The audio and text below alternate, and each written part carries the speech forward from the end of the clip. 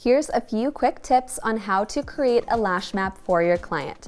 At Lost Artistry, we believe it's important to always map your clients with the eyes open. However, we will not be focusing on that in today's video, but if you would like to see a tutorial on how to map with the eyes open, go ahead and click the link on the top right-hand corner of the screen, and you can watch that video after this one. So my first tip is you want to use a fine tipped marker, especially if you're using a lot of lengths or creating a lot of sections for your map, because you'll be able to read the numbers a lot easier. Personally, I always use a black Sharpie, but you can use any fine tipped marker of your choice. Now the question is, where do you start?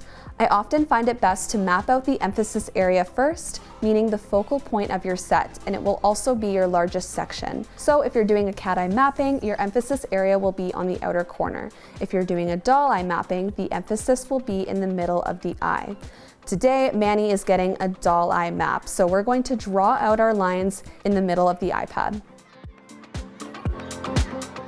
You can see that I drew my lines above the natural lashes. You don't want to draw them into the lashes because you will lose your contrast and you won't be able to see what you're doing. If you're working in layers for your set, make your lines a little bit longer so you have room to write out all of your numbers. But if you're working with one length for each section, you can draw shorter lines.